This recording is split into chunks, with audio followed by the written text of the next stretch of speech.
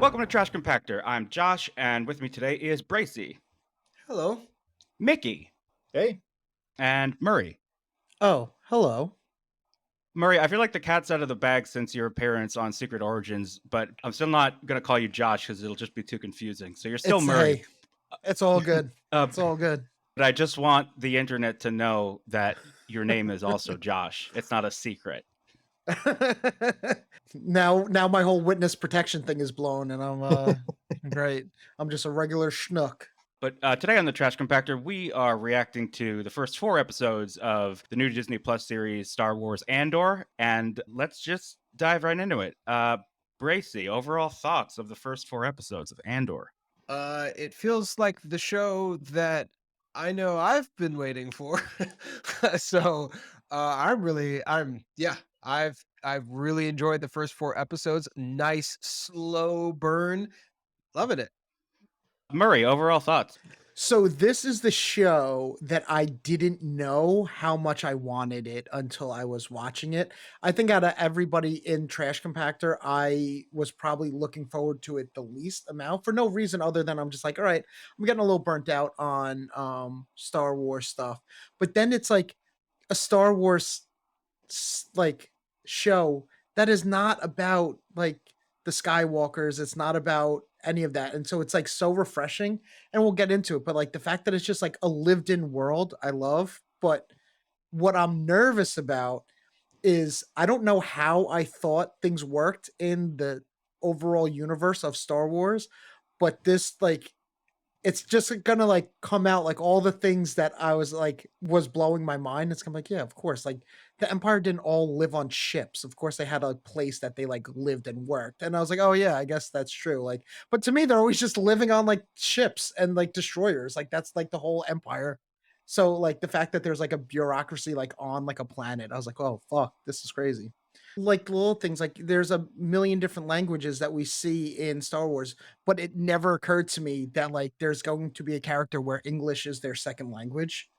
And like that's like wild to me. I don't know why I like because you never like they just understand like Wookiee or whatever, or in like Solo he like spoke it and it was the dumbest part of the movie. But still like but everyone just like kind of like just understands and then they respond in English and then the other person understands. But like the fact that like Cassian, like it's his second language, like that's something I've never thought about in Star Wars, and it's just really dope.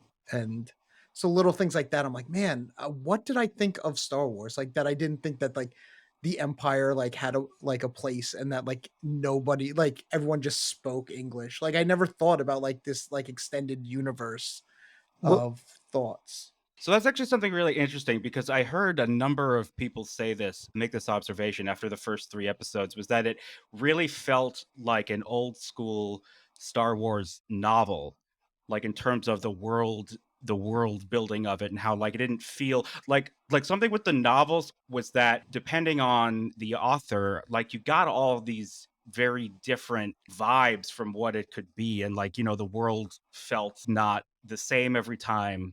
That combined with the slower pacing of it and like the focusing on character moments, like, you Yeah, know, really it's leaving room. cool. It's like really all about character, much more so than any other what I'm Like starting to call filmic Star Wars has really done before. But before we get too deeply into it, Mickey.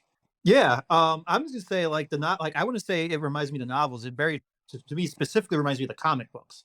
And I think like specifically probably like the X-Wing comic books that to me were like the Mm, ones that really got most into detail of like the day-to-day living in the Star Wars universe. And then especially like again with the Empire thing with the there was one about the actual like TIE fighters, not the X-Wing pilots. But anyway, to my thing, but that's the lead into my thing, which is I love those as a kid, and I love this. It's great. It's almost that type of thing where like I feel like I'm now finally the dog that caught the bone of like everything I wanted out of filmic Star Wars, and I'm kind of like to a point like it's like almost like to like this was amazing, but now I'm also like, oh, but is this it? This is it. This is as good as it gets. But you know, like when we get more into it, I'm like, but is that worth it? I don't know if the worth is the right way, but I mean, this is an amazing piece of Star Wars or not of fiction by Tony Gilroy. I'd say like I'm very proud of like a story I always tell is the second I saw the Rogue One trailer, I instantly knew that they all died. Like Mm. spoilers alert. And it wasn't based on like, oh, whoa, there, what happened? Because obviously, you know, like if they got the plans, all the spies, it was no. It's like this is a specific riffing on like the Men on a Mission movie. Mhm. And then I feel like in a similar vein, since this is a prequel, I had the same thing when I saw this. I was instantly like, oh, this is When the Shakes the Barley's Irish IRA Troubles movie set in Star Wars universe with a little bit of Michael Clayton as like the side plot too. And yep, that's what it was. Exactly. And Moses from the Old Testament, because it's definitely riffing on his story too, and I'll get into that later. But it absolutely is. I think the thing the creators doing with the show too is that they are telling an actual like Latin American story, like Yeah. type of thing. They've introduced the concept, They I are. think, of within the humans, an idea of like, you know, a race, you know, or you know, type of people, and telling a very moving story about that. I think it's clearly Which building up to that, which is and it's funny because like with the whole like they're nailing it too. Like Yeah. you know, Well, I like was gonna say that's yeah, probably why the ratings are low. Like we did before we started recording, you were mentioning it's got like a low rating. It's like, oh yeah, no, that's why, because people hate anything that's not just like straight white male stories these days. yeah. And they just like Well, shut it down. so I'm not sure. I'm not sure if that's actually true, if that's representative of the larger opinions at large, because like what I've been seeing on my feed is pretty much overwhelmingly positive and kind of echoing the Okay, sentiments good. that you were saying, Mickey. But yeah, like for me, I have so many thoughts. Like, I mean, first of all, the show is just a really fantastic, well written, well acted, well shot, like well done Yeah. show. It's The shooting and the Preach. locations are incredible. Preach. Yeah. Testify. yeah, no, I mean, a friend of mine, Matt Barbo, who I'm going to probably refer to a couple times on this podcast, he's a Puerto Rican writer and a huge Star Wars fan. And one of the first things he said to me was like, this is so good, it like transcends Star Wars. Yes. Yeah. No, it's 100%. Yeah. Yeah, because like it's not just good Star Wars, it's just good without the qualifier. It's actually great. Because it's not like a Star Wars thing. They just, oh, there's lasers in it, but it's not. It's like what Mickey was saying. It's something different. It just takes place in a galaxy far, far away. No, absolutely. And, you know, one of the things that I think is really striking about it is that, like, this is really a show that's about fascism and oppressed peoples, right? Yeah. Yes, that's a huge thing for me. Yeah. Like in a way that the other Star Wars movies, like even Rogue One, just really sort of gestured at. Like this one is really about what the experience of living under fascism, what it looks and feels like, and sort of like On a the galactic day-to-day. level. Like Yeah. Yep. yeah, not even just the minutia, but like those moments where you get to see like what does a planet being raped of its resources look like, and then Yeah. like actually Yeah. seeing that at a like a at scale for like a way that we could not have ever visualized really before, and you get to really just like see it. This Yeah. is what you're heading towards, man. I have a question because it was kind of related to that. So when it does the flashbacks, right, to Andor as a kid. Now, Yeah. what is your impression? Is this like, are they almost like kind of like an untouched society? And so like when they see like the ships and stuff like that, is it like mind blowing to them, or is that commonplace to them? They just don't ever interact with like, No, I think it's a Lord of the Flies situations going on. oh, is that okay? I get the sense that these are like kids who were abandoned or something at some Oh, okay. point. Because Yeah, so that's how I was taking that. because I was seeing some metal, I was seeing some thread. So I was like, all Yeah. right, so technology is not foreign to them. But like I didn't know, like, is it like apocalypto when like the Spanish are coming, like, and they're just like the first time they're ever seeing stuff that's not of their culture. And there's something going on there. There's like I think a mystery we're going to find out about Okay. where these people, because they're all kids too, basically. Yeah, like Something Thunderdome happened there, kids. and it's something Yeah, yeah. related to like that mining thing. Yep. To me, I almost wonder if they're going to play with a theme of like the Empire's doing its thing, but the Republic did the same thing before that or something of just this like. Well, they kind of had that thing where they were just fighting themselves, right? Like that's what Andor was saying, that like I was in the military, and then I don't know all the characters' names, but Sarsgaard was like, yeah, no, they had you fighting each other. Yeah, Luthen. yeah, Yeah. God, he's so fucking good. Like the character and the actor. Like I don't think I have a remotely negative thing to say about anything in the show, except for the yeah. fact that it like might be too good. Yeah. No, that's it. Yeah, it's gonna be the end of Star Wars. Yeah. Well, so it's an interesting thing because Bracey, you posted something in the Discord a few weeks ago that was a clip of a conversation that George Lucas had with the late Robin Williams about how and why fans hated Jar Jar so much. And then Mickey, I don't know if you linked to something, but you kind of responded like, "What if Star Wars grew up with us or something?" Oh, I didn't even to like that effect. I didn't even post that as a relation to bracelet like that. That just happened to work out. Oh, well, so regardless, those two things really made me start thinking the same thing. It's like, well, is the reason the fan reaction to Jar Jar so extreme because the movies didn't grow up with the fans? And then you asked or you posed the question, like, what would Star Wars be like if it actually grew up with the fans? And I think what you would get would be this exact show. Like, this is what Star Wars would look Yeah. like if it No, yeah. quote unquote.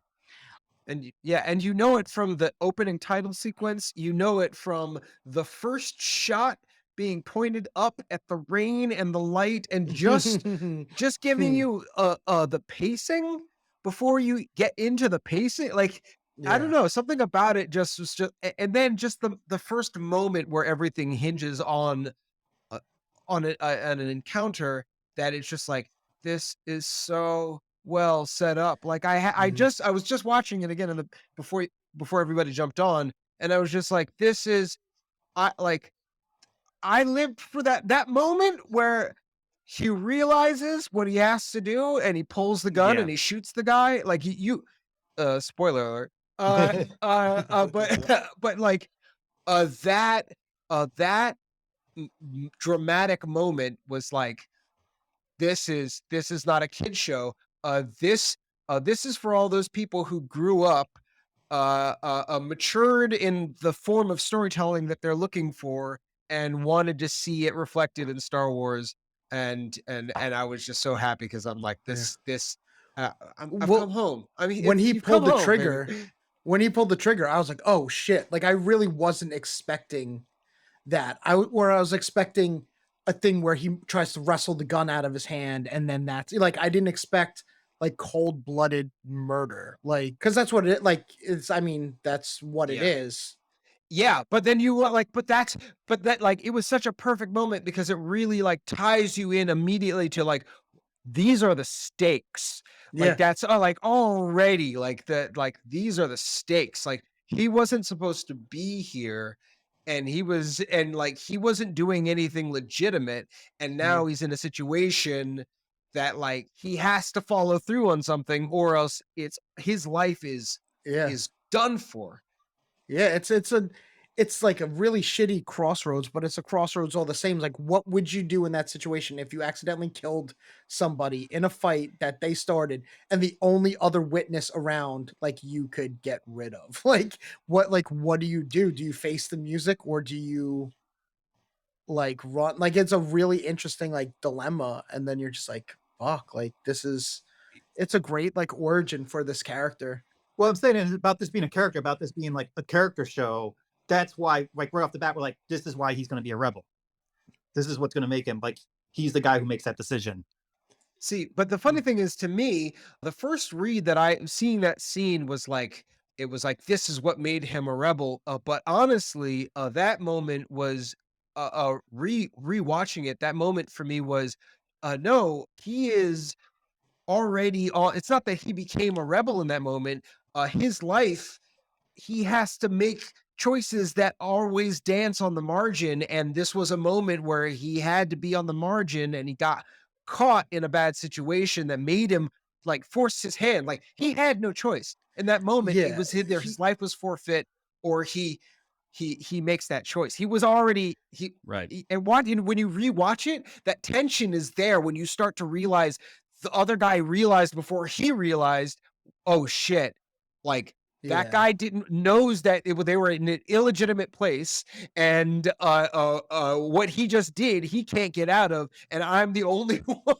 Yeah. I'm the only one who could tell Yeah. anyone who this guy is. Like, would you start to see those stakes happening? That they let Yeah. that play out in the background. Oh, Yeah. mwah. No, it was nuts. It Oh, was beautiful. high tension. It was fucking Well, crazy. well, something also about that scene and also the sequence at the end of the third episode, something that my friend Matt pointed out that the show nails is what interactions are like with cops.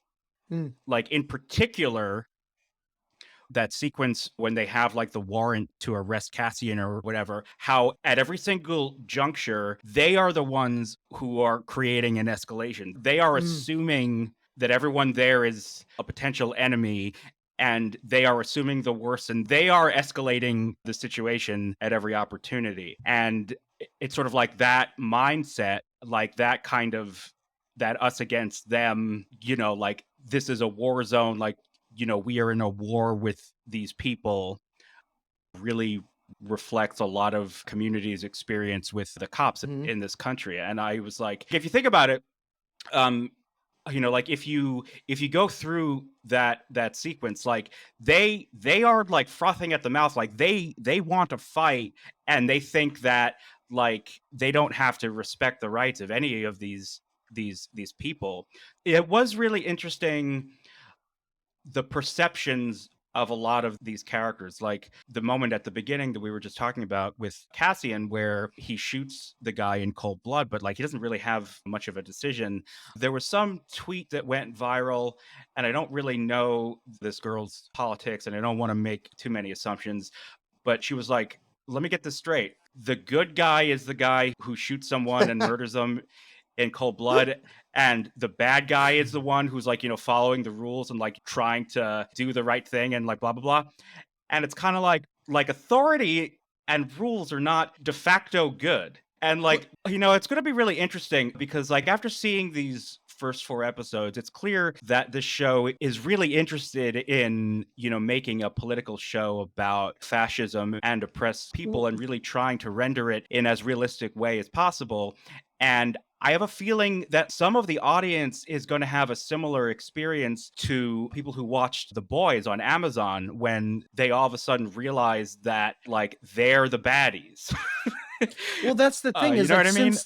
since Star Wars 1, everyone's kind of like been lulled into the thing as if we're not rooting for the terrorists the whole time in their world, right? Like in the world of the Empire and everybody. And we saw that a little bit in Obi-Wan with the mole guy that is like helping the Empire Yeah. because he thinks that all these rebels are terrorists. And it's like from a certain viewpoint, they're not wrong. And so it's just like there was never really, because you get lulled into thinking that it's a war, right? Like, so everybody that like Luke and Han and Leia kill is like casualties of war, but it's like, no, it's not actually a war. It's just like troops coming out to stop an uprising. So it's not like two equal sides in a battle. And so it's like, it is a little bit uncomfortable when you're faced so clearly like that. Like, oh, well, in a lot of ways, I am rooting for the bad guys, but it doesn't feel like that because we have like this, like, 5,000-foot view of like the bird's eye view of the whole situation. We know how it starts, we know how it ends, but it's like, no, we're rooting for the bad guys. Like, and that's, in any sort of occupied land, like the people that are rising against the established people that are occupying them, like they feel that they're the bad people. But it's like, no, if you're the occupied, you're like, no, you're the good. We're the rebel alliance. We're trying to take our land back, etc., etc. So, but I think it's jarring because this is actually showing you that. Yeah. The other issue with the tweet too is that it's not just like, oh, who's the good guys and bad guys, but like someone else like to a related tweet that was like similar, but really it's just like, did we forget the word protagonist and antagonist? Like Andor doesn't have to be the good guy. He's just the protagonist. Right. And the point is like, and I think like it'll be interesting to see if they go with this is like any rebellion, even against a, colonial or fascist overthing, the people who are going to be involved in the rebellion are going to be those who live on the margins of society. That's who like erupts. And so they're not going to be the good guy, they're not going to be, they're going to be the criminals. They're going to be the black market. You know what I mean? And that's that's almost too like, okay, let's not make assumptions, I guess, like you said about that person tweeted, but that's like, it's a little bit smarter than that. And like, you can, again, you can think about like, this, what you're saying too, Josh, about this story, like relating it to what your friend said about the way the police operate in America. Yes. And it's the way, it's also, to me, it's like, this is what the British were doing Mm, in Northern Ireland. You know, it's the same mentality For they go sure. into, that we did in Fallujah, that we did in Iraq. This is what we were doing in Iraq, you know, just mm, coming in. And that's honestly why half the problem we have in the cities now is that that was just imported from our operations in Iraq to these cities. And it's again, it's that mentality of like, and I think the show is also hitting on this too, in terms of like his speech about how he was able to sneak in because they're so full of mm, themselves. It's the same as they are. That like that's one of the themes it seems of the show is that this power, this Mhm. authority is full of themselves, is narcissistic, is can't conceive of not being wrong as they go into mm. these things and just create chaos. It's yeah. Like in like that very first sequence, again going back to it, the show itself is not it's not afraid to play, like let things play in the subtext, which is Yeah. you know, that's a mature move. That's a mature Yeah. But storytelling move, and not one that I feel like Star Wars has really done well. Like, you know, I think George Lucas is like that's really where he's been trying to like let the whole thing play out, but really he but there's he doesn't really know how to do it that well. because there's always been clear cut good guys and bad guys. And even when someone was muddied, like Han Solo, they went back and changed it so that he's a clear good guy that would never shoot someone out of cold blood. And so they always have that. And so now we're getting a blurred line. And that's why people are like, oh, he's the good guy, he's the bad guy. It's like, or are they both a little bit of, like the guy that's tracking him down is not the bad guy. Like any bad trait he has is because he's not listening to his commanding officers. So he's got a rebellious streak in him as Is well. that And is that his only bad quality? no, but you get what you get what I'm saying. Like Oh, I'm talking in the universe of those people. I'm not saying from me objectively because I'm just like, yeah, shoot the guy in the face, like fuck that guy. But I'm saying like as a what he is, like as the cop type person that he is, his bad trait is he's like not listening, like this because his commanding officer knew the deal just by seeing the outcome, right? He knew everything that happened and he was like, trust me, like, don't do this. And so now he's so like blinded by getting this justice that now he's killed like six other guys because of it or something along those lines. but is that justice he's really seeking? But you understand that I'm speaking objectively. I'm not doing my opinion on the people. Like, Yeah, yeah, no, okay, yeah, I yeah. get you. Okay, yeah, yeah. I don't think he's going after justice. Like one of the things that I think the show does really well that character embodies. I know he has a name, but I call him Space Richard Spencer. But like how what these law and order folk are really after are these like small gains in like rank and self-importance and trying to further themselves in the Their political organizations that they career, find yeah. themselves. Yeah, and it's like, like what's motivating Space Richard Spencer, I feel like, is really power. It's either power over the people who are not supposed to have any and who are acting up, and also like the power within his own organization. Like it's funny, and I don't know what this says about me, but I don't find anything morally gray or ambiguous about any of these characters. Like I don't think that Cassian is a like morally gray or ambiguous character. I don't find anything he's done so far in the show to be questionable, and I think Space Richard Spencer, I think, is just like a really bad guy. I just, Hmm. I mean, I don't know. No, that's definitely interesting because like I'm definitely living in the gray for both of them because it's just like obviously I'm gonna side with Cassian and or I would like it's have no qualms about that. But like for me, it feels like kind of like a noir type vibe when you're like the quote unquote Sure, good guy is not really that good. Like he's like, but he's not like bad. But like I mean, he did. There was one accidental killing followed by straight up murder. Like And so it's just like, all Yeah, right, so yeah, he's but those not guys, yeah, but that guy yeah. created that situation. Like he knew what he was doing. He Ex- knew the risks, and he knew he fucked up. And he also knew that Cassian had no other choice. but I mean, but he did, but it's not a good choice. But that's not a choice. Like think about it. Think about it. Like if you took that same scenario and you ran it in like in America in the 1950s or something like that, and you put those guys as cops in an illegal bar with a black guy in an illegal bar, and then those guys decided to do it, like No. it's not like when you've put somebody in a position where they're going to die if they do not kill you, that's not a choice. No, Like you put them I where like understand that, but I'm just that saying. defense is like it's not a choice. But he was pointing the gun at him, not pulling the trigger. And then it got to a point where he decided to pull the trigger, is what I'm saying. I'm not saying it's a choice that he could have gotten away and not like and been safe and stuff like that. But to kill that man Yeah. was like, and that's where I'm finding my gray area with them. I would never say Andor's a bad dude, but I I'm think not going to this- compare him to Luke Skywalker. Well, to be fair, though, the context here really does a lot. Like, It's everything. I mean, It's everything. Yeah. Cassian went to great lengths to avoid escalating this situation. Yeah. And these guys were huge assholes and were just trying to fuck with him. They started it at the bar and then they went after him. Like they walked into it. Like I really don't. Well, they're going to rob him. Right. It was extortion.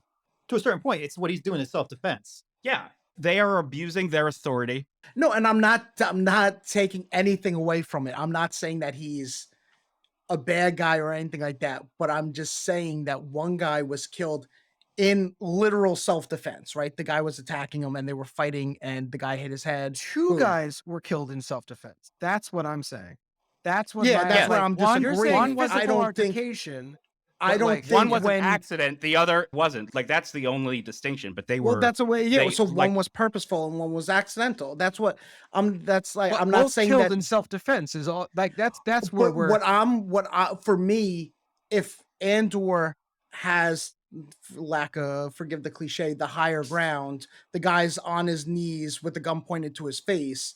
At a certain point, it does stop becoming self-defense in that altercation. No, because to me, by the time that's he the lets him point go, of the he's dead. subtext. Andor's That's dead if this exactly guy's the a point of the witness. subtext. If you don't understand the subtext of what's going on and the larger, No, in I the get larger it. situation, then that's because in the larger situation, the cop still has the high ground. Tony Gilroy's writing is too good for us to be talking about black, white, and gray. That's not what's going on. That's not how he's writing. That's not what we're seeing here. Is we're not seeing some sort of show about a world and like a moral. Like we live in a world where there's people who are in situations to kill, who because of material conditions and because of their psychology are going to be driven into the story we're watching. You know, the story of why Andor's in that reason, and the reason why there's three people all who could have killed each other is because that's the world they live in. And like no one's Yeah, like and no one's for- per se the good guy, no one's per se the bad guy. That's Andor okay, Andor yes. isn't going to go to do the good thing because there's like a thing called ultimate good and there's a thing called ultimate evil. This show is about a world that's created by If the you're greed living of the in- empire, and then there's people with their material conditions and their psychology who will inhibit, bounce off, and be particles in this world. And the situations and then the choices they make in those situations aren't based on, again, this is what we were talking about, Star Wars growing up with us. We're not in the light side, the dark side anymore. We are in the real world, basically, where there isn't really such thing as a gray, white, or black character. There's And just so I you're just you. need to clarify too that like just because he killed those people, it doesn't change my perspective of him. It adds to his character. That's where my comparison to Moses comes in, because Moses was living in an occupied land, and in defending someone else, he killed an Egyptian guard, hid the body, and he fled. And so that's what happens with Andor. And just like Moses, he gets called upon to like free these people and lead them to a promised future that he himself does never gets to see, and which is what we know Yeah. from Rogue One happens with Andor. So to me, him making that decision doesn't make him a good guy or a bad guy. It makes him a complex character. But what I was trying to get to was a point of like the way the other side, the way the cops and the Empire are going to see him versus how the rebels are going to see him versus how we see him. It's going to be all different points of view on the same Absolutely. character. And that's where when people try to get binary about it, like the tweets that we're seeing, yeah, it's not going to line up. It's not going to make any sense, like Mickey was saying, because there's too much, and the Bracey was saying too, there's too much nuance and subtext in it. But that's what leads it to a discussion like this, which other Star Wars stuff doesn't always lend itself to, because it is so like, look at him, he's dressed all in black against an all white background. He's the baddie, and he's dressed in white. He's an innocent farm boy. He like just wants to do the right thing, and so this is a totally different area that we're getting into, where it's like you watch Blade Runner and you'll be like, oh, Deckard, like he's an asshole, like he's kind of like, but he's the protagonist, like he's like who you're rooting for, but you're like, you wouldn't be like, who's my favorite hero and like the best Yeah, guy out there, like. absolutely. I think the thing that I'm pushing towards is more just the reading of it. When you're looking through that lens, I feel like as a decision to some extent is that you miss the beautiful thing that's happening. It's like, to me, it's not that he's making a decision in that point. And maybe this is just how I'm reading it, but it's not about him making a decision. He's catching up with what this situation means. Like the other guy got there and starts freaking out because he realizes what the situation is. And it's not that he's in a position that he has to make a choice. He's like, oh shit, that means this, like, and so we're letting somebody have this like freak out and realization, and then the moment he realizes like where he is, he's still, and that's what I meant, like it's still self-defense. It's like Yeah, not a choice. It's like, oh, like that's well, where we're at. Like holy shit. And it's yeah, just like because a different reading. That's the only thing I'm saying is like yeah, because it he just is could it like changes that reading if he done. could have ran away or tried to. I'm not saying he should have. I'm not saying like that there would have been a way to write that, and but to choose the more complex way of, no, this is the guy you love from Rogue One and he's your hero, but like watch this origin story because it's going to make you uncomfortable. It's going to rock your world because you Really? want like a Luke That's Skywalker exact. that's going to Really? what I thought like from the first from his very first scene in Rogue One, I like this is the guy. So like to me, I'm like, this is already this isn't anything like challenging about who the character was or anything. Like hmm, I feel like if you watched Rogue One, you'd been like, okay, like yeah, this completely aligns with that. The first scene he has in Rogue One, he shoots his friend in, I don't know if it's in the back, but he knows that his contact, he's freaking out and he's going to slow him down. So he shoots him in cold blood. hmm. And like, Yeah. like, which is even like kind of worse than what he does in the first episode of the show. Because like in the first episode of the show, to put it lightly, there's already an adversarial relationship between the guards and Cassian. And in Rogue One, like the first time we see him, he unambiguously shoots a guy on his side just because he's slowing him down because he won't calm down. But And it's I like, think so what I'm saying too is like coming into Andor, having followed Rogue One, we already have a feeling for who this character is and turns out to be like at the end, and that's like the impression that you're left with. So that's what I'm talking about. Like you're preloaded with this character. Like if you didn't see Rogue One and you just watched this, then I could see you being confused, like someone being confused about the choice to have him kill somebody. But we have like a, I don't want to say a bias to it, but like we're just like we're preloaded with him because we saw a whole movie about him already and his I arc think I'm there. And biased, but I don't think that's the way I'm biased. Yeah, I don't think that's the way I'm biased towards the situation. like my thing with that situation and Cassian is like these guys are huge assholes and they're squeezing him and they are forcing him to do a thing. They are forcing him into a situation. Like my read of that scene and the forces at play is like this is the world he lives in where these guys think that they run everything and they are fucking with the wrong guy and he gives them every opportunity to diffuse the situation and they back him into a corner and the guy that he shoots, like Bracey keeps saying, like he realizes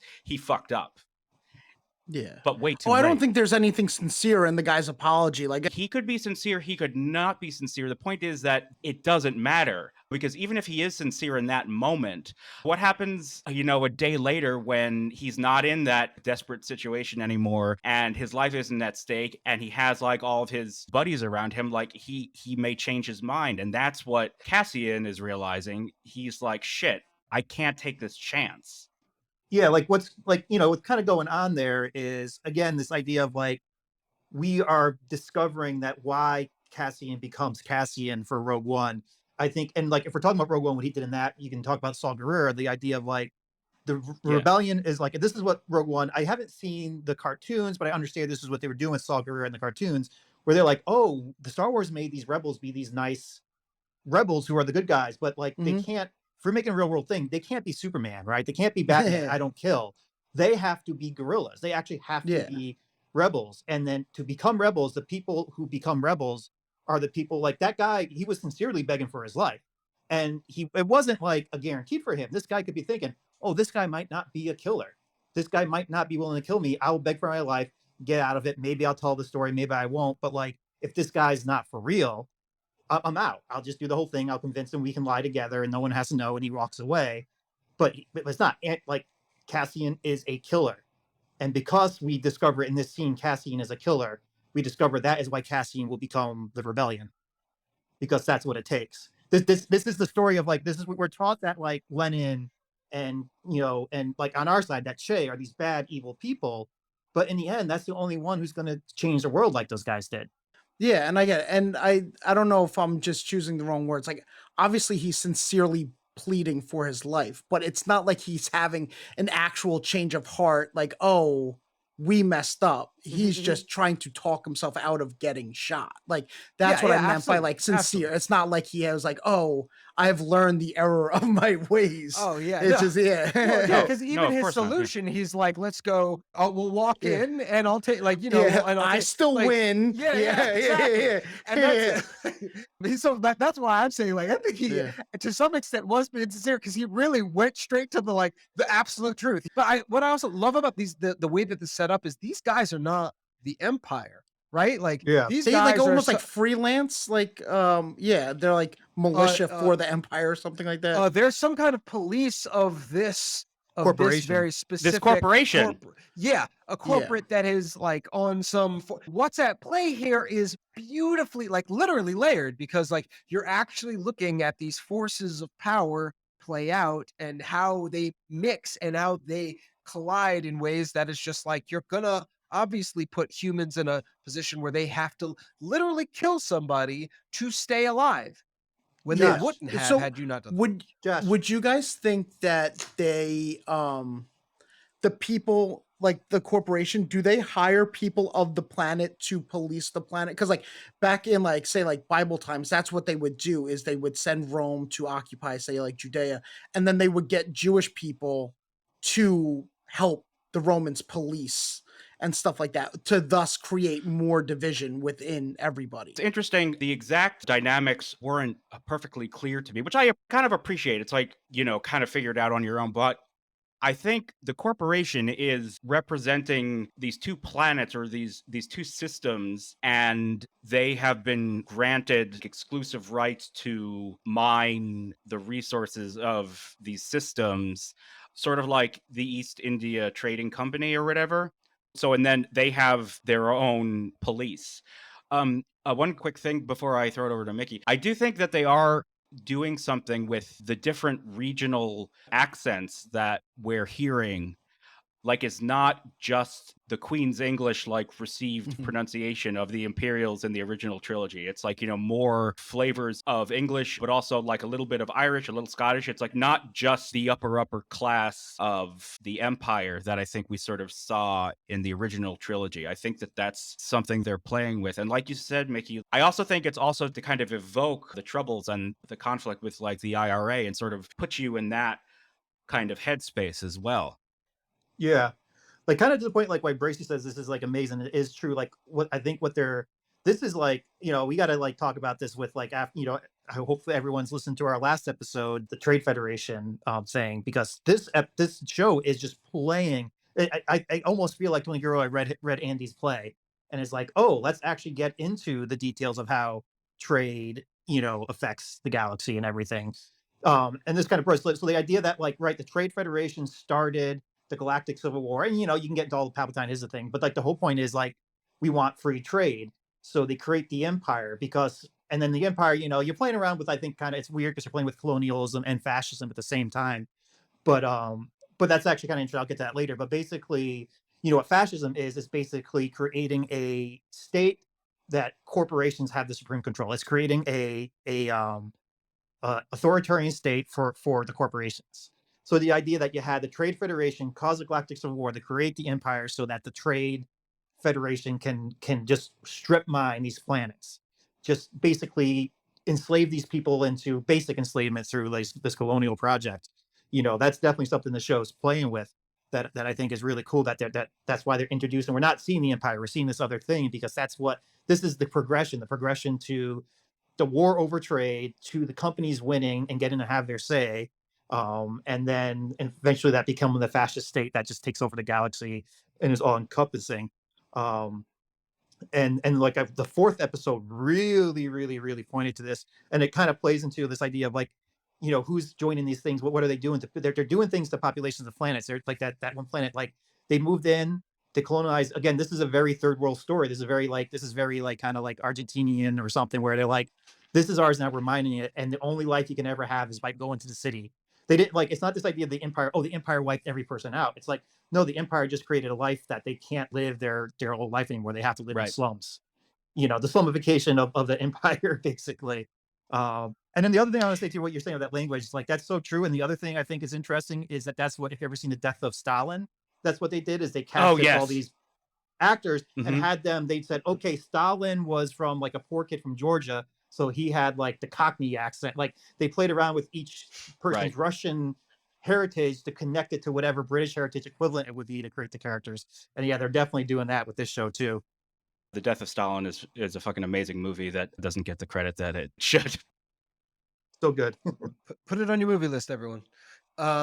There's something about this show that I got really interested in when, I think it was in the second or third episode, when they actually show you the mind, like, or actually might have even been the first episode, when they actually show you the mind planet.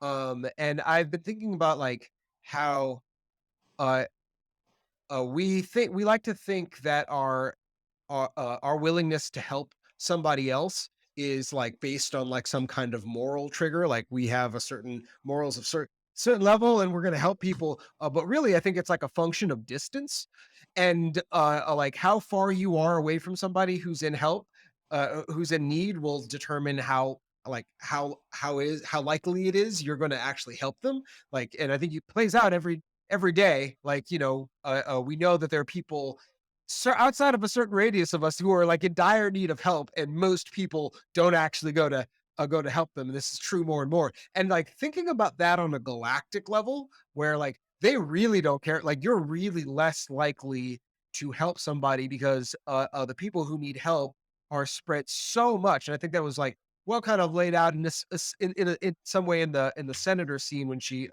comes home. I forgot what her name is. Mon Moth. What was her name? Mon Mothma, Mon yeah. Mothma, yeah. Oh, it was Mon Mothma. Oh, okay. Sorry. It's long. It's been so long since I've said her name out loud. But like, the idea that we're getting to see the people who are going to fight, like we're seeing the collection of the people who are ready to fight against that distance. Like they're ready to fight for this like conglomerate of people who are being oppressed, this large machine that is like constantly spreading out, that they're pulling together. It's just so exciting that they're like they decided to like really tie into the things that are happening currently and the history of things that have happened, and like really leverage this. It's like, it's actually, I feel like this is the first time that Star Wars is getting into sci-fi. Does that mean is that like, I could is see that that, yeah. to like, just, it's like that they're actually like, no, this is a sci-fi. This is sci-fi. Like this is more than just a fantasy. This is more than just a space fantasy. There's no more like space wizards in this. This is sci-fi. All right, that's my go. That's interesting. That's an interesting point. Can we talk about the music for a sec? Absolutely not. No, it's beautiful. It's fantastic. Was it in the second episode? I think the end of the second episode where he goes into like a full on like guitar and drums. Like, I was just like, wow, like this is so unlike Star Wars that we have gotten before. And it's interesting because this is a show that feels no constraints, like feels no obligation to adhere to any of the traditional Star Wars conventions, and is all like, okay, what can we utilize here to tell a story as effectively as we can, right?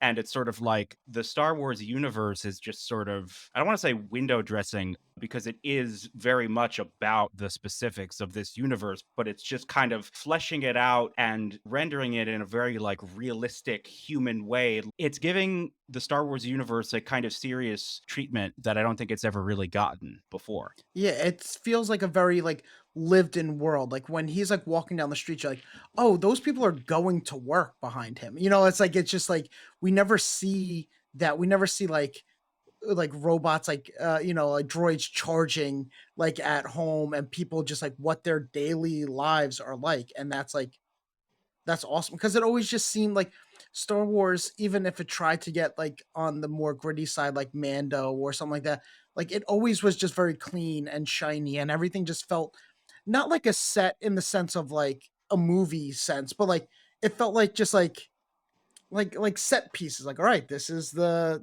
what we're doing inside of this cantina. Let's make it look Star Warsy and weird. But like, so the fact that he goes to like a bar and it's like no one's really there and the lighting's just like it's just like a very like real world with real people living in it. Like it almost Yeah. feels vaguely documentary, but obviously not. But it's just like that's the kind of like realism that they're getting. Just like, no, everybody, you're not weird aliens in a bar. You're literally, you may look like an alien, but you're going to work. So you're just like walk past him in a hurry because you're late for work. Like it just feels very lived in is the only way I could like say it. It feels like the show is rebelling.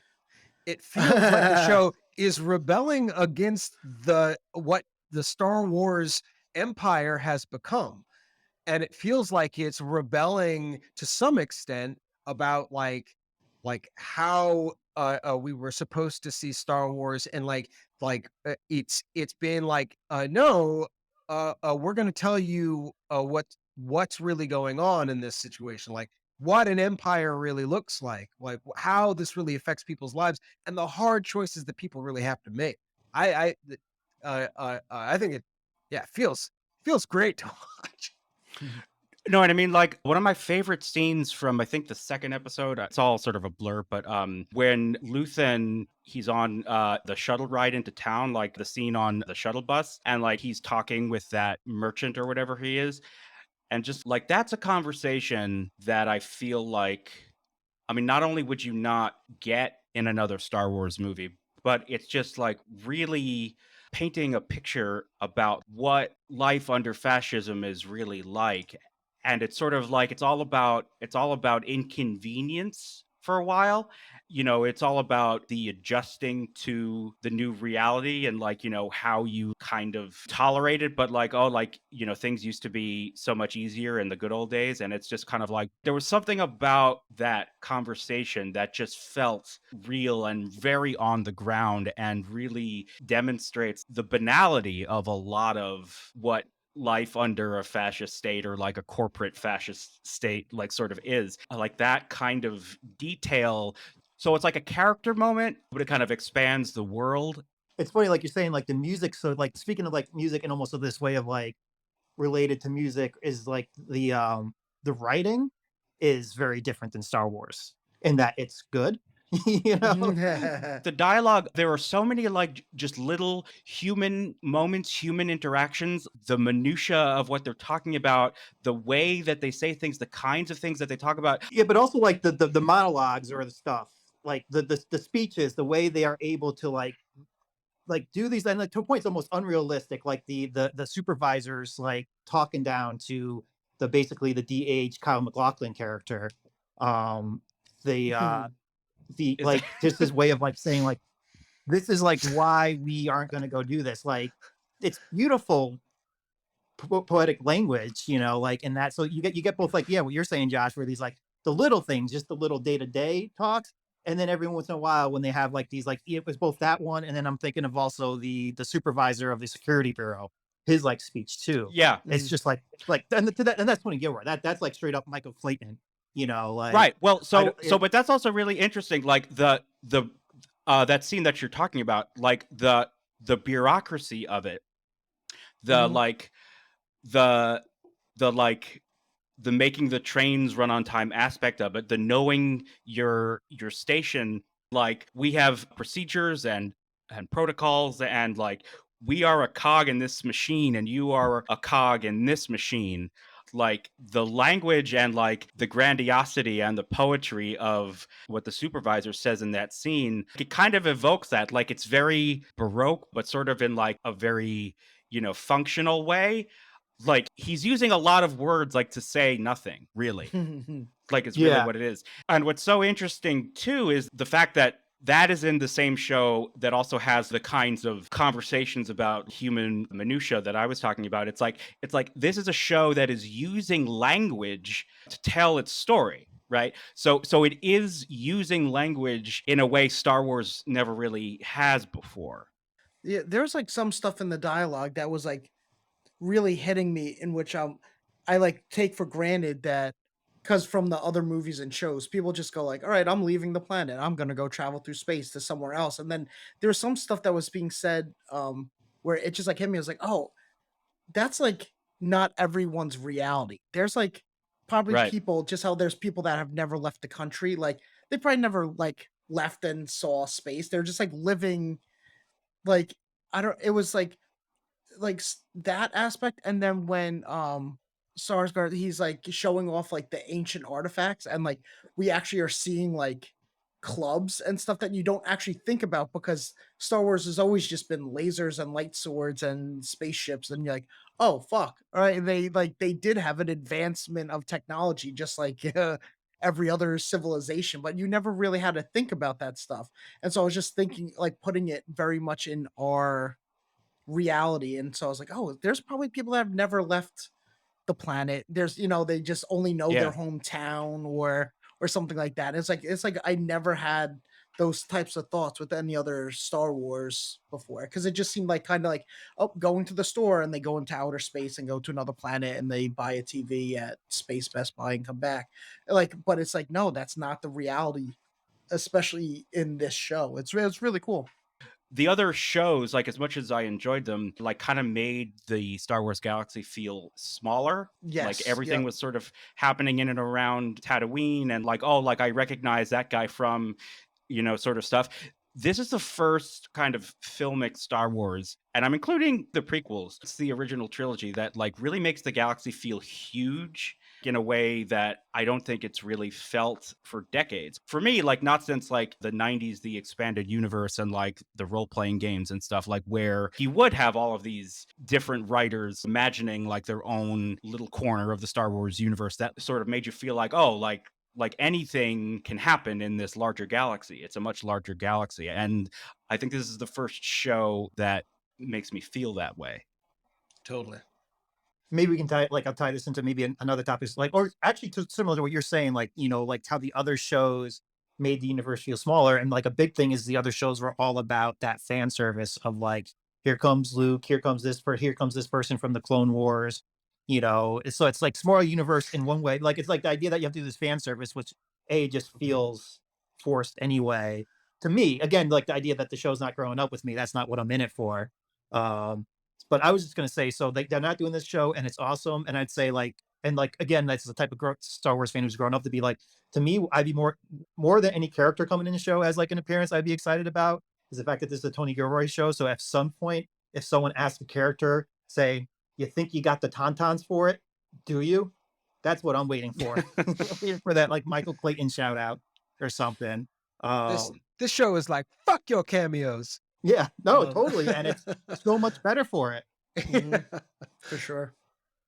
I'm really excited for seeing more of the Senate stuff Hmm. because I think something that was really made clear with the pacing of the story. So what? I think this first season is like 12 episodes or something like that.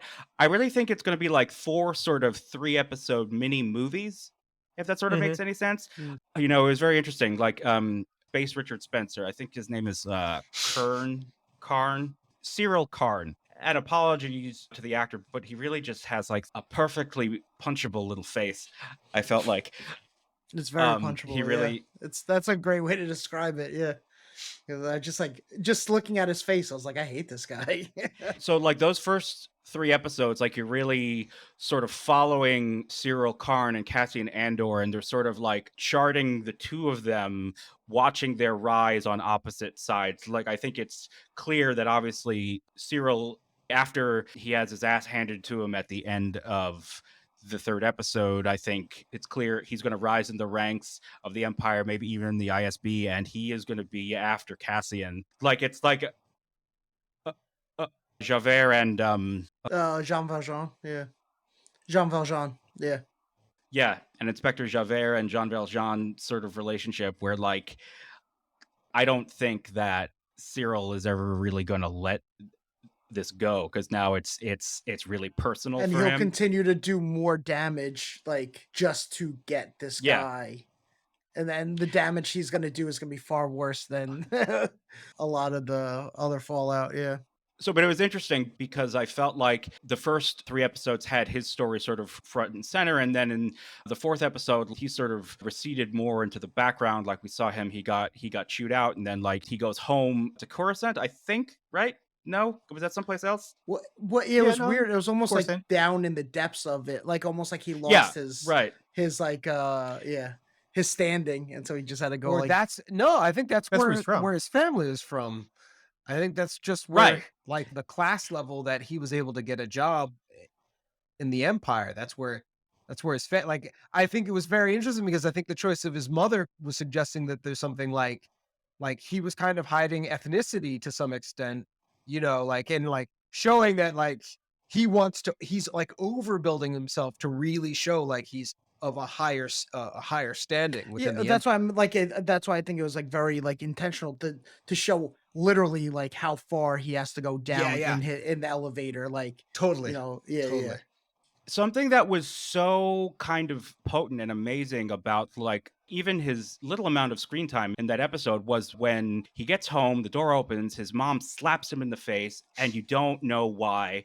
But like it's like that kind of storytelling where it's all subtext. Like we don't know anything. It's like beneath the surface, yet like we know so much about what that implies about who he is, what his upbringing is, and like where he's going to go. Like a moment like that, there's nothing else like it anywhere in Star Wars. Yeah. That was great. There's also like Like there was a yelling at the moment with the neighbor, yeah. robot that I really loved, like when he first gets back in the first episode and he's talking to the robot and he's like, I'm gonna need you do you have like enough power to lie for me? And it's like I've charged like, you know, like I'm at a standard like I'm at a level that I can lie for you, and then it like comes out that there's actually two lies, and then he's like, I will go home and charge. Like Yeah.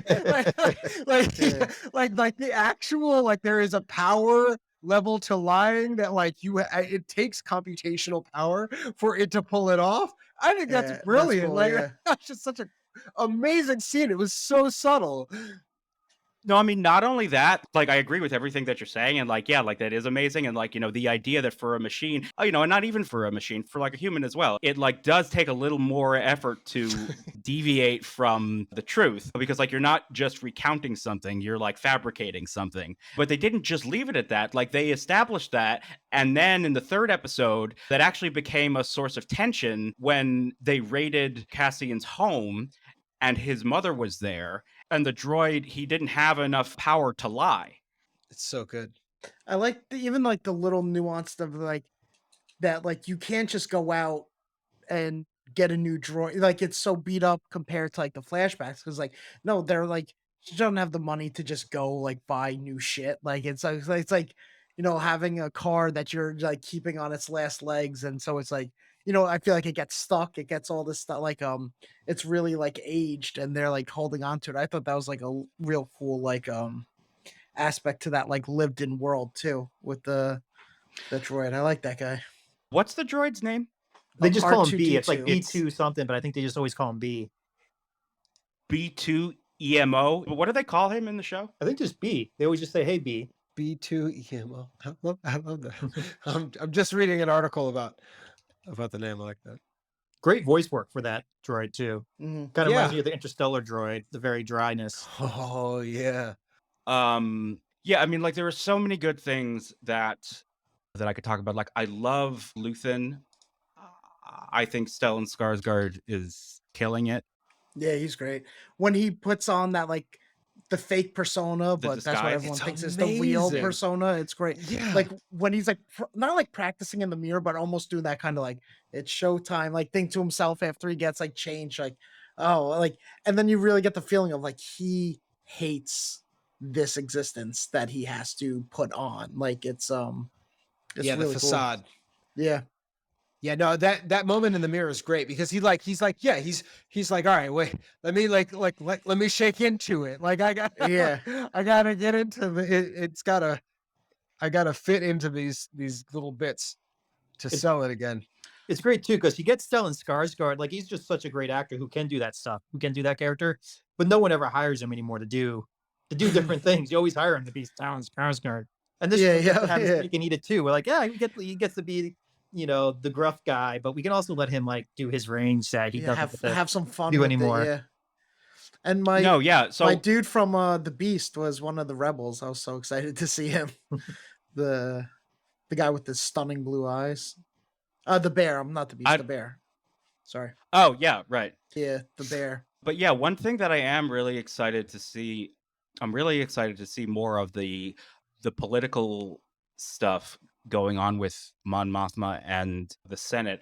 This idea that, she's a politician. Obviously, she was in episode 3 in a cutscene. So, but the idea is that like she and Bail Organa, they are still sitting senators in this supposed, representative democracy.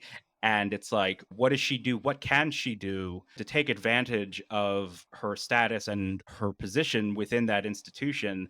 And I think, she's obviously working behind the scenes. As we know, we see in the 4th episode, she has been making things happen for the beginnings of the Rebel Alliance through Luthen and stuff. But I think like we're still at a place with her before she's really realized what the full commitment, like what it actually means. Because like it's so interesting because like I was watching her, she's in like that fancy car on Coruscant, like with a driver, and she's like stopping at this antique shop or like a gallery or whatever, and like she goes home and she has like her asshole husband, throwing a dinner party, and he's inviting over some other The fun senators people. who Yeah.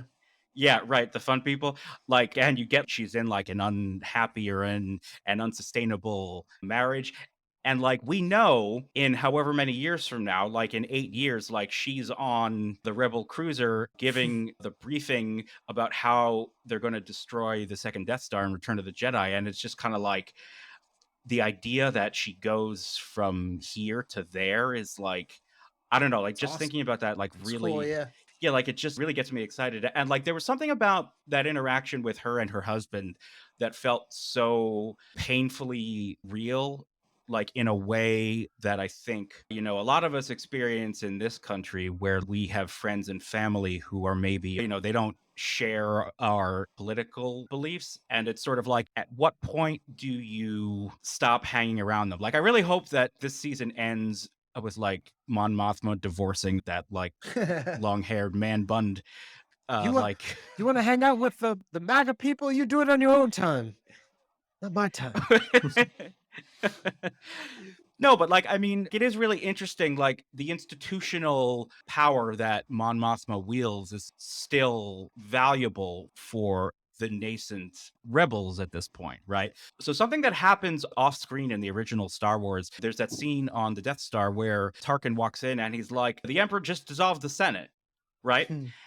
And it's like, that's a huge fucking deal. So my question is, So it also seems like he didn't feel like he could completely throw away even the superficial trappings of a democracy until he had the Death Star, right? Because otherwise, like, why maintain the illusion of the Senate for so long? So what I'm really interested in is, like, does Mon Mothma go full rebel then when the Senate is dissolved, or does she make that choice while there still is something for her to lose?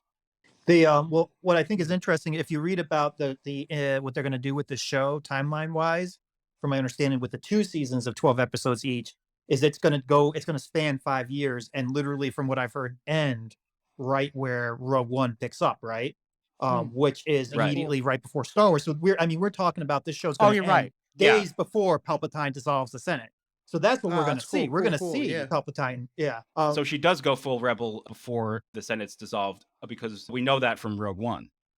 What I find interesting with what Mon Mothma is specifically doing for the rebels in the Senate, and then maybe this idea of too, maybe it's like going to be this mirror image with Scarif and the Death Star. Is her goal is to funnel money? It's like, again, like the amazing realism of the show is that, like, whatever a rebellion needs more than anything, it needs supplies, it needs money.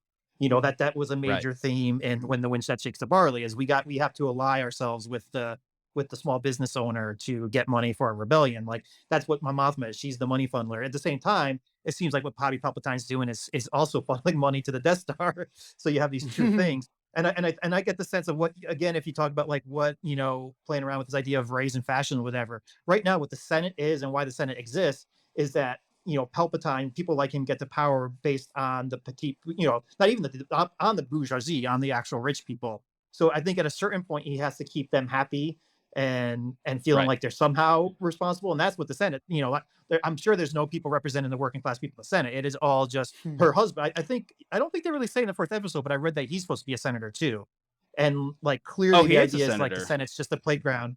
Yeah, it's just a playground for the rich and famous Mhm. almost type of thing. And then once Palpatine is able, that's what he needs the rich people for his money, for his Death Star. Okay, I got the Death Star. I don't need the money. Now I don't actually have to mess with you rich people that actually have this ultimate power anymore. I can't wait to see the show that focuses on all the political inside stuff. They're gonna call it Wex Wing. Boo. Boo. I'm not even sure All I right, get it. go ahead. What is A Wex? West I don't even Wing get. and X Wing together. A Wex Wing. They're gonna call it Wex Wing. Oh. We're gonna get a walk and talk with my Mothma at some point, right? Did I make it even worse by making you Yeah, explain? no, it was dead. It was dead on arrival. It's all right. So you know what's crazy? The creator of House of Cards wrote at least a couple episodes of this show. So we are getting that. So we know from the trailers that Saw Gerrera, he is going to be in this show. I don't know to what extent, but one of the things that I'm really interested to see how this show handles is that schism within the rebels over their tactics. And I wonder where Luthen is going to fall on that line because, like, right now he seems more like he'd be in like the Saw Gerrera sort of like, this is a war, we have to treat it like a war mindset. Though it is interesting because he is between these two worlds. Like, he literally has two identities. So it'll be interesting. It sort of seems like almost he's the between the Saws of this galaxy and the Mon Mothmas of this galaxy. Like, he needs to satisfy the needs of those who are, working within the quote unquote legitimate institutions. And also, he clearly knows literally the situation on the ground, and he's sort of like the go between. So I just really wonder where Saw factors in, and I just really want to see a scene between Saw Gerrera and Luthen. I think that'll kind of bring the house down. Yeah, that'd be exciting. Up until these last 4 episodes, I had no desire to see anything about the political world of Star Wars. Like, I could not have cared less. In fact, I would have run away pretty fast. Actually, this might be not entirely true. I did like in Obi-Wan, getting to see a little bit of Princess Leia's um a world, but like I just wasn't as interesting. But us talking about like how this, like, what are the political ramifications, how all these things play out, through the lens of this show, I'm just excited because I actually care where I didn't before. Yeah, I just don't know if you guys saw back when the show was announced. I posted the scene, the best scene from The Wind That Shakes the Barley, where it was a movie filled with like intense action of ambush scenes. The best scene is basically the local business owner who is supportive of the cause, so has been funding and giving money to the rebels.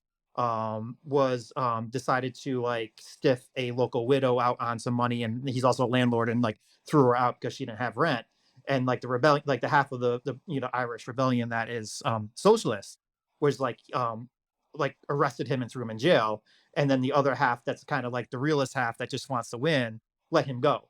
And it's just this Hmm. intense scene of these two sides just arguing, and the way it's shot and that the sound overlap and everything makes it part of the reason it's great. But also like this theme of like, we need his money to win, and the other half being like, he's doing the thing we're fighting against, like, and we have to be like purist in this sense. And that's like, again, it'd be interesting to see if this is where we're going with, like, as Josh is saying, like this Sagar Luthen, like if that's where we're gonna head, where we're gonna be like, Saw, your tactics are upsetting Mon Mothma, who's giving us our money, type of thing. And Hmm. Saw being, well, that's not, who cares, So yeah, it's very interesting to see if they really play with these like deeper, like complicated themes. Yeah. No, I mean, I think you're exactly right. Like, I think that that's exactly the conflict in the scene that we are probably going to get between those two characters. And like, I don't know, man. Like, I'm just really, really excited to see how the show handles that. Like, one thing that I do want to say before we kind of wind down here is, we keep talking about the nuance and the slow burn and the subtlety, but this show also does action really, really well. Like that third episode, that whole end sequence, like that crescendo of the bungled arrest and like they surround the warehouse and stuff. That shootout in the warehouse was so cool because they did this very unique thing where, like, I mean, again, like, I don't know exactly what the warehouse was for, like what it was, like what all the machinery was, but there are these like heavy chain things like hanging from the ceiling, and then one of the chains snapped, like it created this threat for this set piece that I'd never really seen. Like this huge like network of like really heavy things that were held up by chains in this warehouse were like randomly snapping and falling down everywhere. And it was like really, really tense. And I was like, that is really fucking cool. Like, I don't know what it is exactly, but I understand it enough to see what's going on. And it's like, it's just like a kind of a threat that I thought was like really visually interesting and unique and something I'd never seen before. And it like created like a kind of tension in like a shootout that I'd never really seen before. I don't know if I think like that's an allusion to another film or a thing that I'm just missing. it was like cool because it's like one of the few times that I could think of where we don't see like the heroes like fully in control of everything. Like they really were flying by the seat of their pants. He like set off a charge to protect himself, which then had a chain reaction, and it was just like seeing them have to like think on their feet to try to figure this out and sneak around.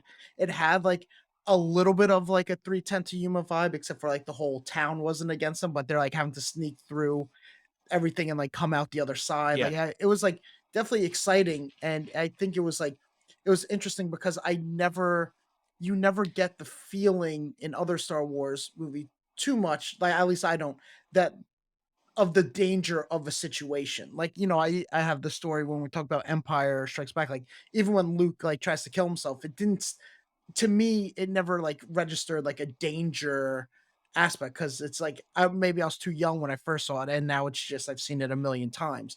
But this is like, oh no, they're like flying by the seat of their pants. They're trying to make this up. They're trying to find exits or make exits. It's like it had kind of like a Western feel, like to me at least. I thought it was like really cool, but it was just more of them almost like the vibe of them trying not to panic while panicking to get out of there For and sure. find a way out. I thought that was like really cool. I was just thinking about the danger, kind of what Murray was saying, what you had said, Josh. Just of the danger that they're really leaning into here, and just like starting to build the tension and like area, like they're using the set design to build the tension. They're using the circumstance. they're building the tension in so many beautiful ways in so many areas. Like when you're actually on like an Empire ship, and it was like the last episode. I can't even remember at this point, but there was like a lady officer trying to be like gain access to the information, and you're basically just like watching the sexism within the empire play out, and it's just like one of the things that ultimately you can be like, this is part of the reason why your ass is going down, because you can't hold your shit together, because you can't like you can't appreciate the people who are trying to do what they're trying to do in the end. Though, you know, granted that she was possibly and probably a rebel, but still, like the idea that these tensions are growing in all these different ways, and they're showing in different ways where this tension is and how it's leading to this larger story. Really loving it. There was something in that third episode as well. Speaking of really great ways of raising the tension, the tactic of the banging. Yeah, that was really cool. So, and I thought it was so kind of illuminating how when Sarn or Cyril, Space Richard Spencer, he is like, what are they doing? And the other guy's like, this is intimidation. Like they're trying to intimidate us. But what I thought it was like, no, it's like they're Sound the alarm. yeah, the whole town is like, hey, everyone, heads up, like the cops are here, so do Yeah. whatever you got to do. But I just thought, like, the way that they read what they were doing, they interpreted it through the most. We're the big dog, like, so they're just trying to scare us. Like they weren't seeing any practicality in it. Yeah, exactly. Like Yeah. they saw the most like hostile interpretation of what they were doing, when what they were actually doing was trying to warn each other for survival reasons, or for like, like just to like protect themselves. I mean, at least that's how I read it. I don't think so. That's not how I read I it at all. I read it like a warning system, and to me No, that like no, it's amplified. rebellion. That's what they're doing. They can't shoot them, they can't attack them, but this one thing they have. This is the one thing they have. Ring the bells, let them know this is our place. You can come here and stop around, but this is us. This is ours. Oh no, okay. And I I took think it the again, it same ties into way. the theme of like this, the rebellion starting, the empire seeing this rebellion starting, and this is one of those. We're seeing one of those, like, in whatever way possible we have. This is our thing. We're gonna bang on the pans and let them know this is our town. Interesting. I took it the same way that Josh did, and to me, it amplified the betrayal, because it showed the whole town was in it together, and then this one guy, because he was jealous, like sold out somebody when he's like the whole town seems to rally together. So that's a very cool like take, Mickey. I like that. Well, Mickey, along those lines, like I was curious, if that tactic was an allusion to anything specific, like either in the real world or, in some other media. Oh yeah, I say that's like straight out of Dublin in the 70s and 80s. Yeah, I definitely want to research that because that's very interesting. Like, because I didn't even think of that, Mickey. To be honest with you, I thought, like, I didn't see the like the cop people like actually But Mickey, giving did you answer my question, useful or exposition and explaining to us what was actually happening. I took it as Josh did, like the same, like that, the almost like their hubris of of thinking that like, oh no, what they're just trying to intimidate us, like missing the true point of it because they're so like full of themselves. So Yeah, that's cool. Yeah. over no intimidation pathway. Just Mm, snottiness almost to a point of just like, fuck you. Here we are. yeah. Yeah, you can't. This isn't illegal. This isn't illegal. Oh, okay. Yeah. Yeah.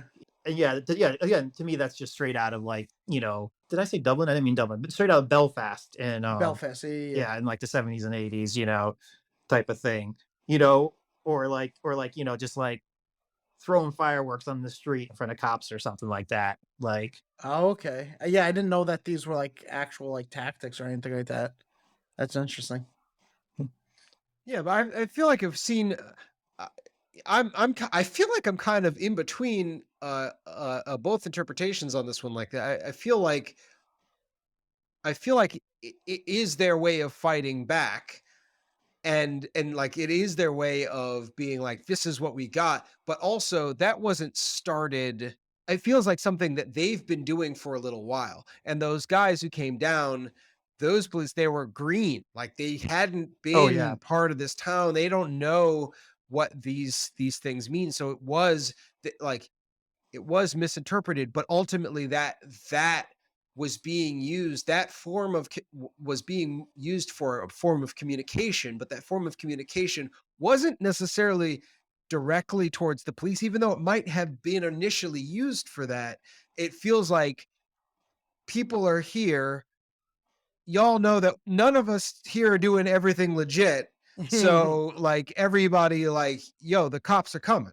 Like, and they took it not as like they're warning everybody, but they took it uh, as like, oh, they're trying to tell us to get out of here. Like They're trying to scare us, but they they're trying can't to scare scare us. us. Yeah, Yeah. yeah.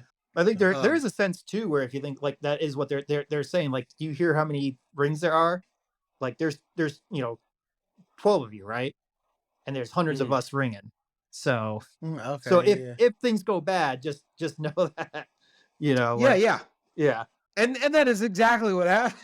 yeah They get pounced on, even though it was the town. Like the town didn't do that. Like it wasn't the town that set up uh the actual rebellion, but it is. I think Mickey, you're spot on, and that's like this is the sound of rebellion here, and this is what our protagonist was born out of. This oh town yeah Mm. in rebellion, like like yeah, he internalized a lot of the of the street blood of like yeah what it is to be in that area and what it is to rebel and what it is to live on the fringes and what it is to fight for your rights in an oppressed Yeah, because like scenario. when we first kind of meet him, he's neither here nor there, right? Like he's not fully in or fully out of the rebellion. He's just caring about himself and making his way through it. And so that involves kind of rebellious like esque tactics, like stealing that drive and everything like that. But it was always to a means to an end. It wasn't for the sake of rebellion. At least that's the way I took it. And so like now he's kind of getting deeper into it where he was just kind of like obviously rebelling, but not in like an official capacity, like more just like self-preservation. And now he's kind of getting like brought up to like the major leagues of the rebellion. also I almost feel like too what they're saying is there isn't a rebellion. Like there's actually not a rebellion he could be a rebel in at this point. We Yeah. are literally Okay, that's just his way of seeing it life. form, and he's just Right. part of that formation. Obviously there's a people maybe 3 steps ahead of him, as we see. Mm, You got Luther in like 3 steps ahead, and you got those people on the other planet 2 steps ahead, and then he's just, yeah. he's just third gen, but it's there, and that's yeah.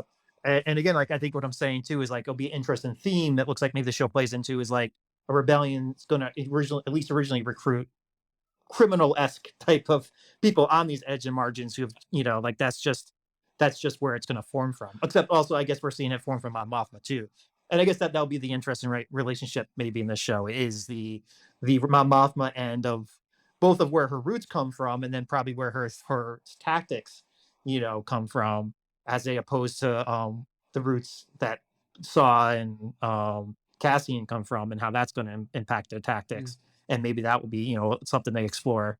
I'm so excited that this is a longer show. This is a Yeah, that's longer cool. Yeah. Yeah, I'm like glad I thought it was 12. I was roles. like, if this is 10, like, Yeah. yeah, Or 8, like they've been doing some yeah. short runs of shit. Yeah. Yeah, but just the opener, like how much time they spend on the open is so good. It's so good. It's so good. Like everything about this show starting out is like it's like not it's telling you on its face like, hey, we're gonna take time on this. A lot of this is gonna be in the subtext. A lot of this is gonna be a slow roll. It may not be your bag. It's all right if it's not your bag. But for those of you who've been dreaming for this day for a while, like Can you guys hear you me? got a huge treat ahead of you. It's great. Yeah. Let's move on to final closing thoughts and what we hope for the season, maybe. I mean, the same way I began, I really, really appreciate the time and consideration that they're applying to telling a story like this.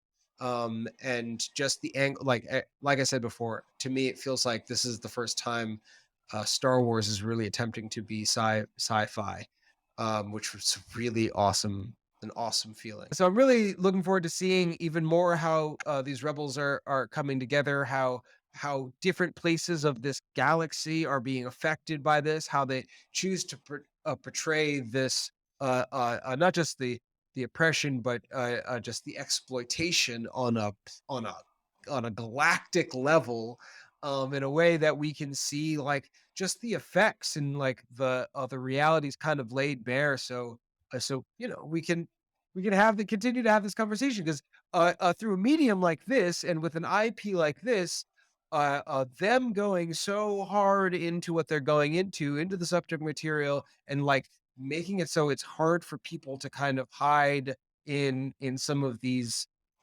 areas where they feel like they could be justified holding the beliefs that they hold and still like the property and say they still like Star Wars. It's like it's going to be really difficult for you to find solace if you haven't ever challenged your worldviews and you're going to be hit with something like this in the Star Wars universe. Like it's going to be part of the lore and the part of the way that people even approach the IP, which I think this is like what I feel like to some extent Ryan Johnson was trying to do to like just bring us to this level of like what are we utilizing this medium for? What are we utilizing this IP for?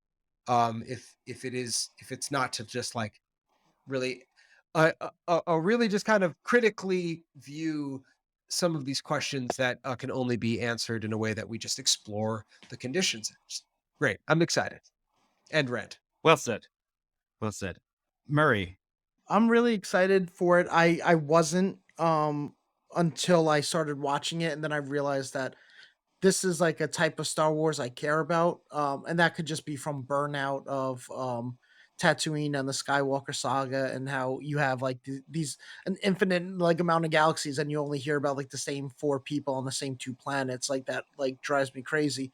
So this is like really exciting. I'm really like fascinated about like life in occupied lands, and that helps me understand like this is going to sound so cheesy and forced, but it's like so sincere. Like it helps me understand like my biblical studies to get more and more knowledge of what life is like for people in occupied lands, and the rise of rebellions and leaders that form, and people that are like the misconceptions of certain leaders. Like it's just like it's really cool. And then how both sides of the situation thinks the other side is the bad guy. Like it's just like very interesting stuff. So I'm excited to see that level of complexity in Star Wars. And like Bracey says, it makes it feel like real actual science fiction rather than like a space opera, with a Bigfoot and laser swords. So it's like so that's really exciting to me. The act but and then just like the fact that it's like a lot of locations, it seems like, and not really that much um like sets or green screen or anything like that really adds to it. There's nothing that's better than like real light hitting real objects. Like that's like really cool. And then just like seeing like this rebellion that we've known for since before all of us were born in the Star Wars universe, to see it actually like start to like come to fruition is like really gnarly to see. And like the different like levels of I don't even know how to explain it. It's not like it's not black, white, or gray. It's not good guy, bad guy, but just like yeah, I guess like what Bracey and Mickey and everyone was saying, like the nuance and the subtext, like where it's there's not a clean cut path. And then like Mickey was alluding to, maybe we're gonna see faction not like factions, but like fractions in the rebellion, where it's you're gonna have people going for the same cause, fighting about how to get there. And I think it could just be really really cool. Like yeah, so I'm excited for it. I'm excited that it's going to be a show to watch for more than like 4 or 5 episodes like some of the other one shows that they did. So I'm really excited. It feels like a nice break from Star Wars while still exploring all the possibilities of Star Wars. And so I'm excited. I think it'll be really good. No, totally. I thought some of what you said was really interesting and beautiful, actually, particularly how it's informing your understanding of some of your biblical studies, and also like really like getting into the psychology of people who believe things, who engage with other groups of people who believe diametrically opposed things, and how they interact and what conditions in the world are such that allows those things to get that way. Mickey, closing thoughts and hopes for the show. Yeah, my own one thought just based on doing this episode and what we got to and what we didn't get to is this show is so good. I think we need to do a 1 heat minute style podcast for Andor. Um, Where we do a we whole literally could just so like for anyone who there's so doesn't know, everything is yeah. I know there's so much. Everything's so Yeah, for good. We anyone who just go doesn't know step by what step. Mickey's talking about, yeah, we go minute by minute. We do a whole episode about 1 minute of the show. Yeah, we could do it. This show has it.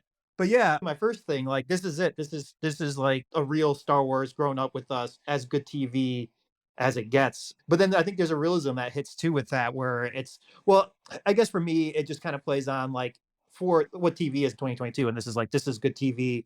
I think there is to me something I'm still ranting and raving about this idea that we're the TV, the good TV we're getting nowadays took the wrong lessons. I actually think from the Sopranos to Mad Men era, and actually it can be too serious, too dour.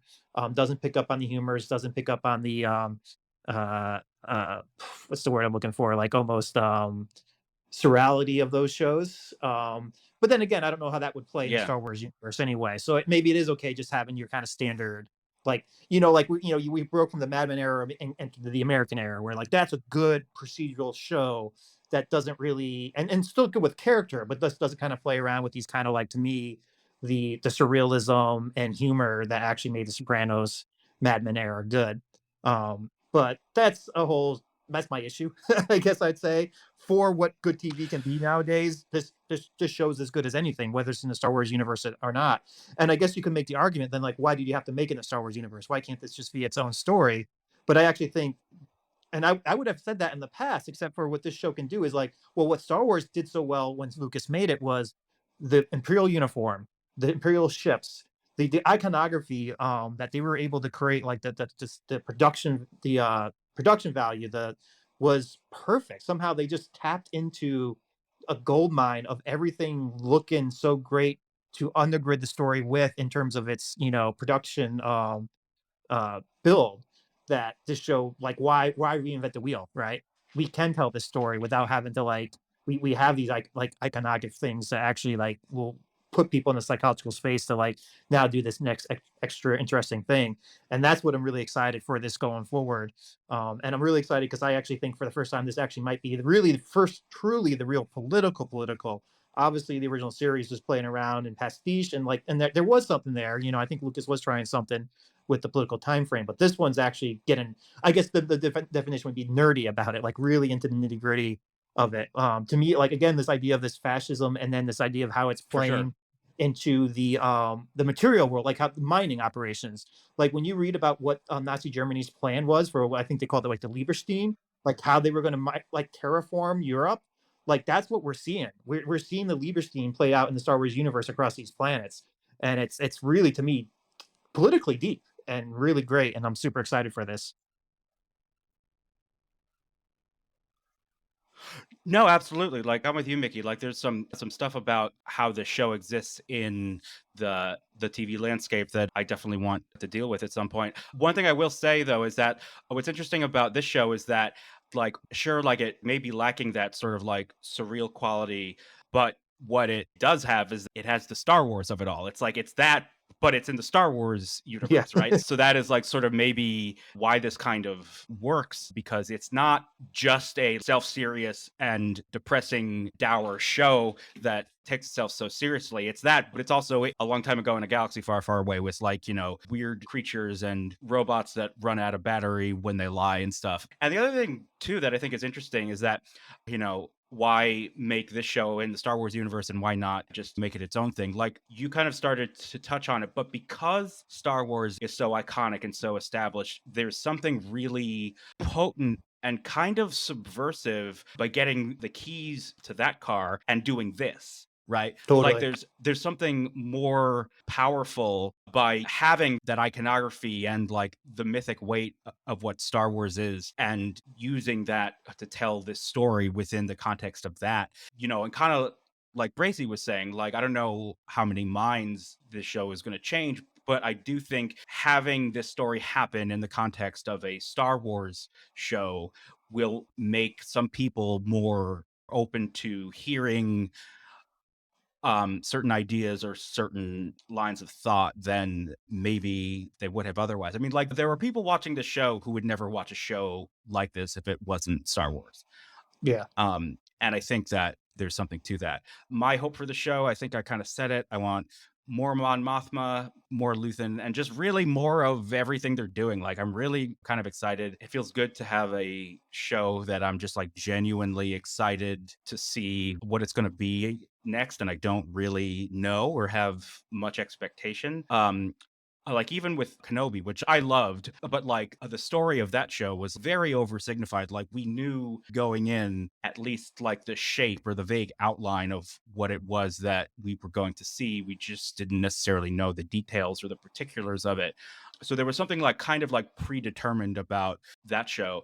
And like, this show is working in a whole different register. Like, it's doing its own thing and flying free. And there's something kind of thrilling and exciting to not really know what the show is going to do every week. And yeah, I just want to wrap it up by saying I hope that this show kind of upsets a lot of people and makes them uncomfortable in all the best ways. So we are not going to be reacting to every single episode of this show week to week. We are going to be releasing normal episodes every Monday instead of Wednesday, but we will return after the season 1 finale of Andor wraps up. We are going to do a reaction show reacting to the entire season as a whole. So look out for that, I guess, in November, if my math is correct. But I'm really excited that we started this ride. I'm excited about where it's going to go. And if you like what you heard, we are trashcompod.com, where you can find transcripts of this episode and all our other episodes. And we are trashcompod across all social media. And we will see you on the next one.